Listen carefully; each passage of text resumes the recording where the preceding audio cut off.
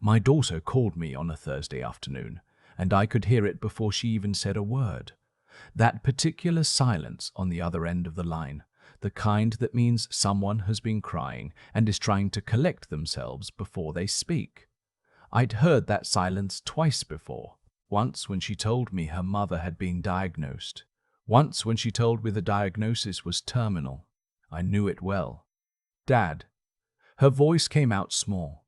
"I need to tell you something, and I need you to stay calm." I was sitting at the kitchen table with a half-finished cup of coffee and the crossword I'd been working on since breakfast. I set the pen down. "Okay, sweetheart. I'm listening."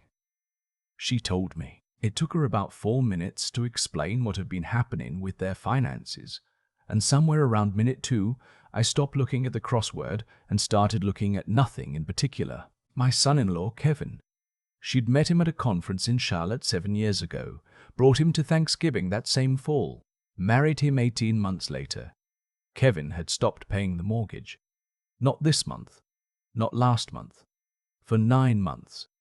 The bank sent a final notice, she said. 30 days, Dad. I asked the question I already knew the answer to. Where did the money go? She was quiet for a moment. He said there were investment opportunities, that the money would come back, doubled. She paused. I believed him. That was the part that stayed with me after we hung up. Not the 9 months, not the 30 days. I believed him. My daughter, a woman who had graduated summa cum laude from NC State with an accounting degree, who balanced her own checkbook by hand because she said software left too much room for error. She had believed him. I sat with that for a long time. The house they lived in was mine. I want to be clear about that up front because it matters to everything that comes later. After Diane passed, I'd held on to the property on Sycamore Glen for 2 years, thinking I might sell it, thinking I might rent it out, thinking a lot of things that never quite turned into action. When my daughter got married, when they started talking about putting down roots, I offered to let them live there. They could buy it from me over time, I said. We keep it simple. Family arrangement. Kevin had other ideas about what simple meant. The first loan request came 4 months after they moved in. He called it a bridge loan. Professional tone, very confident. He was getting into commercial real estate consulting, had a client lined up, just needed $8,000 to cover startup costs until the first contract closed. I wired the money. The contract, as far as I could tell, never materialized, but Kevin had moved on to the next thing by then. Over the following 2 years, there were 6 more requests. Some were small. $1,500 for a business registration fee. $2,000 for a software platform he swore was going to automate his entire workflow. Some were larger. $11,000 for a real estate partnership that dissolved 3 months after it launched.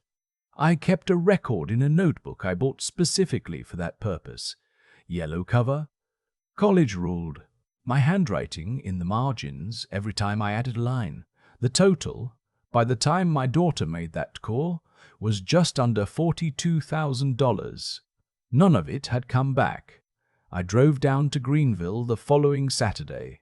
Didn't call ahead. I'd learned by then that calling ahead gave Kevin time to prepare, to have his explanations ready, his posture arranged, his words chosen. He was better than almost anyone I'd ever met at making a crisis sound like a temporary inconvenience. I knocked.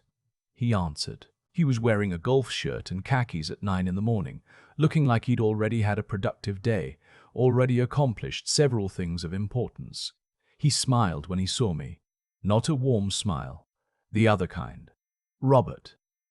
"Hey, I wasn't expecting you." "I didn't say anything about that. I said I was there to see my daughter and the grandkids." He stepped back and let me in, which surprised me. My granddaughter Sophie was in the kitchen eating cereal. She was 7.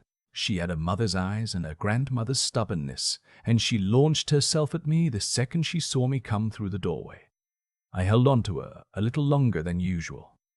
She didn't notice, or if she did, she was kind enough not to say anything. My daughter came downstairs a few minutes later, She looked tired in the specific way that has nothing to do with sleep. We sat at the kitchen table while Kevin stood near the counter with his arms crossed, not quite part of the conversation, but not leaving either. I asked her directly what the plan was. She looked at Kevin. Kevin said they were exploring options. I asked which options. He talked for about 4 minutes without actually saying anything, and by the time he finished, I understood that there was no plan. There was a posture where a plan should have been. I said I was going to help them with the mortgage. Kevin's expression shifted in a way I recognized from all those phone calls. The relief that someone else is carrying the weight, mixed with the particular satisfaction of having been right, that someone else would carry it. He uncrossed his arms. Before he could say anything, I told him I needed to understand the full picture first. Bank statements. The past 12 months, everything that had come in and gone out. The shift went the other way. That's private financial information, he said, between me and my wife. Your wife is my daughter, I said, and that's my house. He looked at her. She looked at the table. In the end, she sent me the statements that evening after he'd gone out. I sat at my kitchen table that night and read through them with the same attention I'd given every piece of equipment, maintenance report during 31 years with the county roads department. Numbers don't lie. People do. Numbers just show you what people have been doing when they thought nobody was keeping track. The picture was not subtle. There was a recurring transfer every month to something called Apex Capital Advisors. $1,600 regular as a utility bill for 11 months. There was a payment to a company I looked up that turned out to be a membership site for day traders. There were restaurant charges, regular and expensive, at places my daughter had mentioned they'd stopped going to because of the budget. There were 2 transactions at a jeweler in Raleigh. My daughter does not wear jewelry. I didn't sleep much that night. The property on Sycamore Glen was in my name. I want to come back to that because it's the thing Kevin had apparently counted on me forgetting. The house belonged to me. There had never been a deed transfer. What there had been was a verbal understanding, a handshake arrangement between family, the kind that works perfectly well when everyone is operating in good faith. I drove to see my attorney the following Tuesday, Gerald Howe, same man who'd handled Diane's estate, who'd drawn up my will, who I'd known since our kids were in elementary school together. He listened to the whole thing without interrupting, which is one of the things I've always respected about Gerald. He let a situation become fully formed before he responded to it. When I finished, he folded his hands on his desk. How much of this is documented? I put the yellow notebook on his desk. $42,400, I said. Every transaction dated, every stated purpose noted. He looked through it, looked at the bank statements I'd printed, picked up the property deed I'd brought along, the original, which I'd kept in my safe deposit box at First Carolina Bank since the day Diane and I signed for the property in 1998. Robert, he said after a while, the house is yours. That's clean. As for the loans, without written agreements, they're harder to recover, but the pattern is documented, and that matters if it comes to that. He paused. What do you want to happen here? I thought about Sophie eating cereal that morning. I thought about my daughter's face when she looked at the table. I want my daughter and granddaughter to have a stable home, I said. And I want Kevin to understand that his behavior has consequences. Gerald nodded slowly. There are ways to accomplish both. We spent an hour going through them. The next 3 weeks were quiet. I paid the mortgage arrears directly to the bank, which brought the loan current. I did not tell Kevin I had done this. My daughter knew. She called to thank me, and I told her not to thank me yet, because there were conditions attached this time. I had Gerald draft a formal loan agreement, the $42,000, the mortgage payments I'd just covered, all of it converted into a documented, secured note against the property. Repayment terms, interest rate, the whole structure. Kevin would have to sign. My daughter would have to sign. If they defaulted on repayment, the note gave me clear legal standing. Getting Kevin to sign took another 2 weeks of back and forth.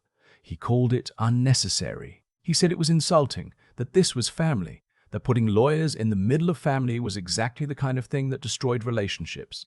I listened to all of it. I said I was sure he understood the position I was in given everything. He didn't have a response to that. He signed. I should have felt relieved. I didn't. Relief would come later, and would feel nothing like I expected it to. The demand happened on a Sunday in March. I had driven down to take Sophie to the Children's Museum in Greenville. We'd been going every few months since she turned 4, just the two of us. She had a favorite exhibit about weather systems and a running argument with herself about which cloud type was most underrated. Cumulonimbus, she had decided by age 6, was doing too much work and not getting enough credit. I had no strong opinions about clouds, but I loved hearing hers. Kevin met me at the door. He did not step aside. He said he'd been thinking and that he'd realized my visits were disrupting Sophie's schedule, that she had activities on weekends, that the back and forth was confusing for her. He said this in the tone of a reasonable person explaining something obvious to someone who is being unreasonable. I said I'd talked to Sophie on Wednesday and she'd said she was looking forward to today. He said children say a lot of things. Behind him, I could hear her. Not words, just movement. The particular small sound of someone who knows something is happening and doesn't know what. Kevin, I said, I'd like to see my granddaughter. He looked at me for a moment. Then he said something I've gone over many times since, trying to decide if he planned it in advance or if it came out of some part of him that didn't need to plan. He said, "You want access to Sophie? Going forward, I'm going to need you to contribute $2,000 a month. Call it a family support payment. That covers coordination, scheduling, my time managing these visits. If that works for you, we can talk about a regular arrangement."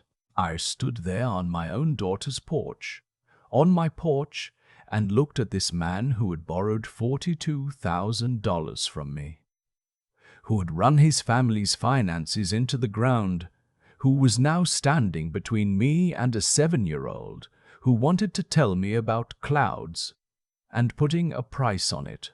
I said, "I'll have to think about that." He nodded, pleased. Said to let him know. The drive home took an hour and 40 minutes. I did not turn on the radio. Gerald was in his office the following morning. I put the notebook on his desk again and told him what had happened. He was quiet for a longer time than usual. "That's extortion," he said. "Not as an accusation, just as a categorization. The same tone he might use to identify a clause in a contract."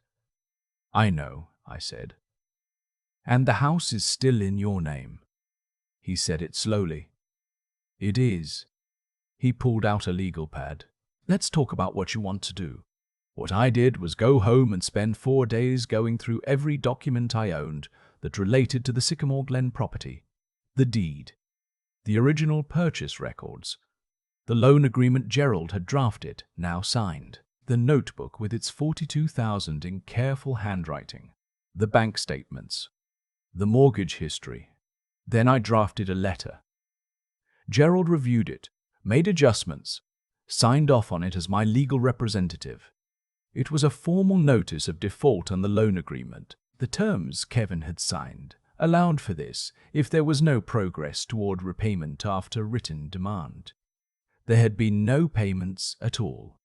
Not $1 since the agreement was signed. The letter also included a notice that I was reclaiming possession of the property at 4808 Sycamore Glen Drive within 60 days, as permitted under North Carolina law, given that the residents were occupying the property under an informal arrangement now superseded by the defaulted loan agreement. I put the letter in an envelope, sealed it, put it in my jacket pocket.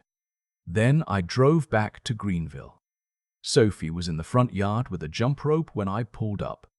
She dropped it and ran before I was fully out of the car, which is one of the top 3 feelings available to a human being. I hugged her and told her I'd been thinking about cumulonimbus clouds and had some questions. She immediately had answers.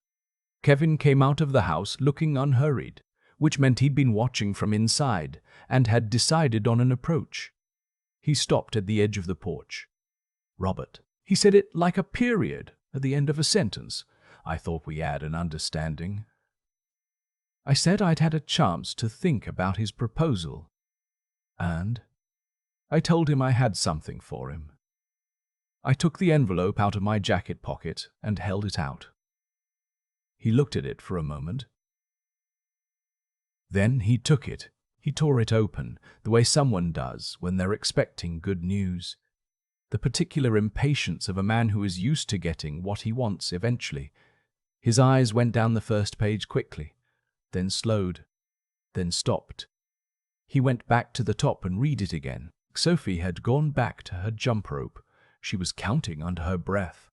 Kevin's face went through several things in quick succession. I watched it happen. "What is this?" he said. His voice was different now, smaller. "It's what it says it is," I told him. "You have 60 days. I'd suggest using them to find housing, because I will be reclaiming that property. You can't do this." His voice was rising. "This is our home. You gave this to us. You can't just." "I never gave you anything," I said quietly. "I let you live there. There was never a deed transfer. Gerald Howe has been my attorney for 23 years, and the documentation is clean. My daughter had appeared in the doorway behind him. She was holding a dish towel. She looked at Kevin, then at me, then at the envelope in his hand. "You're doing this over money," he said. "You're going to put your daughter and your granddaughter out on the street over money." "I'm doing this because you put a price on my granddaughter," I said, "and because you've been taking from this family for 4 years with nothing coming back." I kept my voice level. "I want you to read that letter carefully, Kevin. All of it." He was already pulling out his phone. I crouched down to Sophie's level. She'd stopped jumping and was watching us with the particular attention of a child who understands that something important is happening. "I'll see you soon," I told her. "I love you." She looked at her father, then back at me. "Are you coming to the museum next week?" "We'll figure it out," I said. "I'll call your mum." She nodded, serious, and went back to her jump rope. Kevin's attorney sent a letter 10 days later. The argument was predictable. The Sycamore Glen property had been gifted to my daughter and son-in-law. My presence in their home and financial contributions over the years demonstrated donative intent. The loan agreement was signed under duress, unenforceable. They were requesting the default notice be rescinded and a family mediation process be initiated. Gerald read it and set it on his desk. "They have nothing," he said. "No deed transfer, no written gift agreement. A signed loan document that Kevin himself executed." He shook his head slightly. "We respond, we present the documentation, and this goes away. It went to court anyway. Kevin hired a different attorney, younger, more aggressive. Filed a countersuit claiming I had committed financial elder abuse by pressuring my son-in-law to sign documents he didn't understand. Gerald told me not to say anything publicly and to let the paper trail speak. The paper trail was thorough. In the meantime, I filed a separate action to recover the $42,000 in documented loans. Gerald said we could do both simultaneously, that the two cases actually reinforced each other. The loan history established a pattern of transactions between us that was clearly financial in nature, not gift-giving. My daughter called me 3 weeks into the legal process. "Dad, I need you to stop this." She was crying. "Sophie keeps asking what's happening. Kevin says you're trying to take everything from us, that you've always resented him." I said, "Has he found a place to live yet?" Silence. "Sweetheart," I said, "I'm not trying to take anything from you. I'm trying to give you a way out. The door at my place is open. It's always been open. He says if I leave, he'll fight for custody. I want you to call Margaret Chen," I said. "She's a family attorney. Gerald gave me her number. Will you just make one call?" She didn't answer. She didn't call Margaret Chen that week, or the next. The court date arrived on a Wednesday in June. Gerald had prepared the documentation with the same systematic attention he brought to everything: deed of ownership, purchase records, tax documents showing continuous payment by me for 26 years, the loan agreement properly executed, notarized, the default notice, Kevin's signature on every relevant document. Kevin's attorney argued gift intent. He called Kevin to the stand, and Kevin was composed, which I had expected, and articulate, which I had also expected. He was very good at explaining things in ways that made him sound reasonable. It was the quality that had worked on my daughter. It had worked on me for a while. The judge was a woman in her 60s named Harriet Bloom.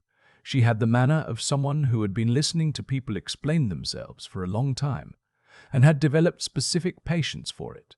She let Kevin's attorney finish. Then she looked at the loan agreement. She looked at the deed. She looked at the payment history Gerald had compiled and the 42 pages of documented financial transactions from the yellow notebook, which Gerald had formatted into an exhibit. "Mister," she said to Kevin's attorney, "do you have documentation that a gift was made? Any written instrument, any recorded transfer, any contemporaneous evidence of donative intent?" He said the circumstances of the relationship constituted evidence. She said, "That's not documentation."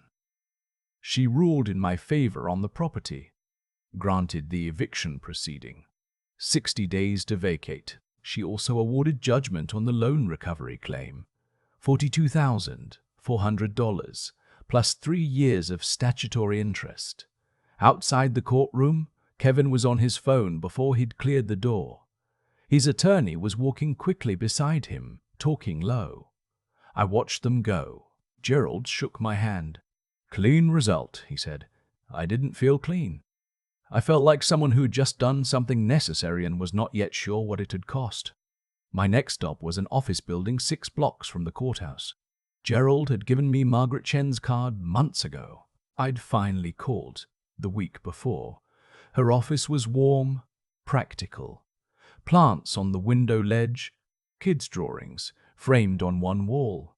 She'd told me when we spoke on the phone that they were from former clients' children, that she kept them because they reminded her why the work mattered. She already had the background from Gerald. I filled in the rest.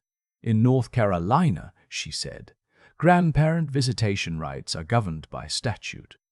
She pulled up the relevant code on her screen. "The standard is what serves the child's best interest, and there's a presumption in favor of parental decisions. However," she went on, "when there's a documented pattern of parental interference without legitimate basis, the court can override that presumption." She looked at me over her reading glasses. "Your notebook is going to be useful again." I had made a second notebook by then. Blue cover.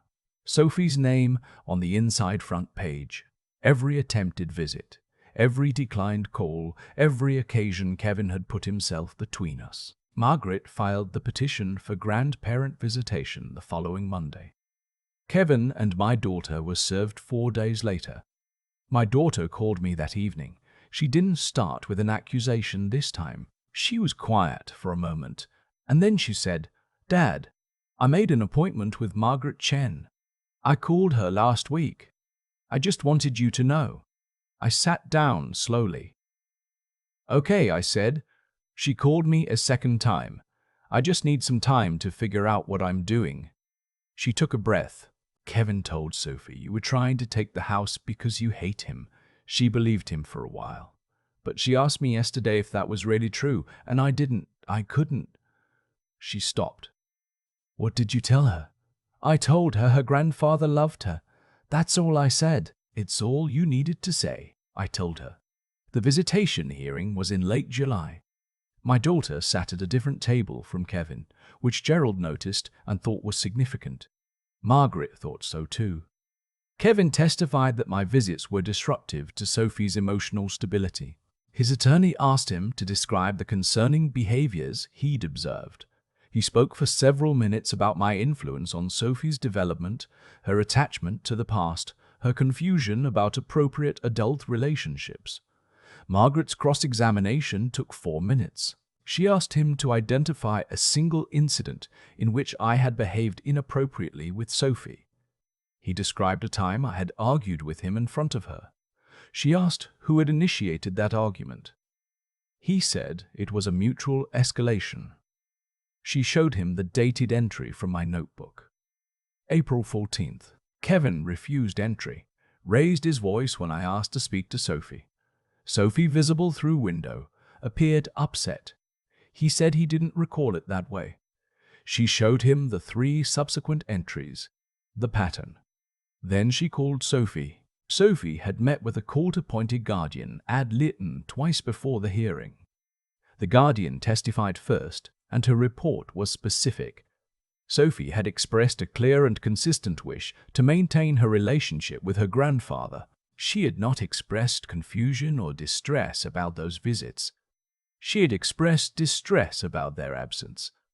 Sophie came in with the guardian. She sat in the chair beside the judge's bench, her feet not quite reaching the floor, wearing the yellow cardigan she'd gotten for her birthday. She looked at me once before the questioning started. I nodded. She straightened up a little. The guardian asked her simple questions. Sophie answered them simply. She liked going to the children's museum. She liked talking about clouds. She missed doing those things. She didn't understand why they had stopped. She didn't look at Kevin once. The judge issued a temporary visitation order that afternoon. Every Saturday, 10 to 5, effective the following weekend. Kevin didn't speak to me after. He walked out with his attorney. My daughter was in the hallway when I came through the door, standing with her arms crossed, not in anger, in the posture of someone who has made a decision and is still getting used to the weight of it. She said, "I filed for separation last Tuesday." I nodded. She looked at the floor. "He's been sending money to a woman in Atlanta for 2 years. I found the transfers when I went through everything last month. That's where most of it went. The investment accounts, the consulting fees, all of it." She was very still. "I should have looked sooner." "You looked when you could," I said. She didn't respond to that. After a moment she said, "Can Sophie and I come stay with you? Just until I figure out the next part." I said, "I've had the guest rooms ready for 4 months. That made her laugh, which I hadn't expected. Just briefly. A surprised, tired sound. But it was real. The eviction was enforced in mid-August. Kevin had made no move to vacate. The sheriff's department oversaw it. Gerald's paralegal sent me the confirmation. I didn't go. My daughter and Sophie moved in the last weekend of July, before the enforcement. Kevin had left by then anyway, gone to stay with a friend in Charlotte, then apparently a hotel. My daughter had changed the locks. The property sat empty for 6 weeks while I dealt with the back taxes and a broken water heater and a gutter that had separated from the fascia board on the north side. Kevin had not done basic maintenance. There was a list. But those were just things. Things can be fixed. The first Saturday after the temporary order, I picked Sophie up from my own house, which was a strange thing to arrange, but we arranged it. She'd been awake for an hour already when I knocked on the guest room door. She had her rain jacket on because she'd checked the weather. "There might be cumulonimbus," she said. "There might be," I agreed. We drove to the Pullman Park carousel first because she'd been asking about it since spring, and then we had lunch at a diner on Hillsborough Street, and then we drove out to Falls Lake because I'd promised her I'd teach her to identify fish by the way they moved in the water. I'm not sure I can actually do that. I've been told I might be making it up. But she was interested, and we stood at the edge of the water for a long time, watching, and I made what I hoped were plausible observations. On the drive back, she fell asleep in the back seat. I drove without the radio. The late afternoon light was coming in from the west, the kind that makes everything look a little more certain than it actually is.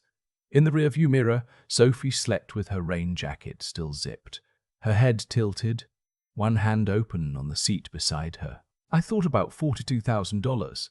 I thought about a document with Kevin's signature on it.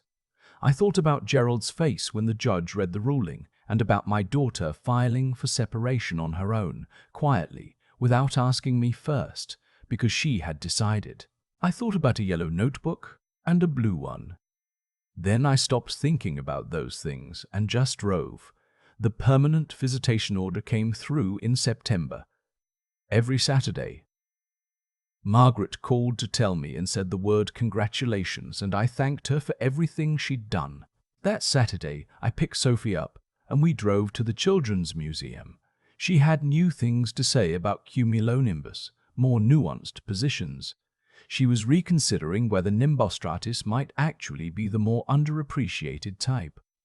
I told her I thought she might be right. She thought about it for another half-mile and then said she'd need more data before she committed to a position. I told her that was very wise. She said, "Grandpa, are we going to keep doing this every Saturday?" I said, "That's the plan." She looked out the window. "Even when I'm a teenager?" "Especially then," I said. "That's when you'll really need someone who knows about clouds." She considered this seriously. "Okay," she said. "That's okay with me." We drove the rest of the way with the windows down. It was a good afternoon, the kind that doesn't ask anything of you, just offers itself. I've learned not to look past those when they come. Whatever it cost to get there, I'd pay it again. Every dollar, every court date, every morning I sat at that kitchen table wondering if I'd done the right thing. All of it. Some things don't have a price, and when someone tries to put one on them anyway, you have to be willing to show them exactly what you're made of. If this story stayed with you, I'd be glad to know. Leave a comment, share it with someone who needs to hear it, and if you want to be here for the next one, subscribe. I'll be back.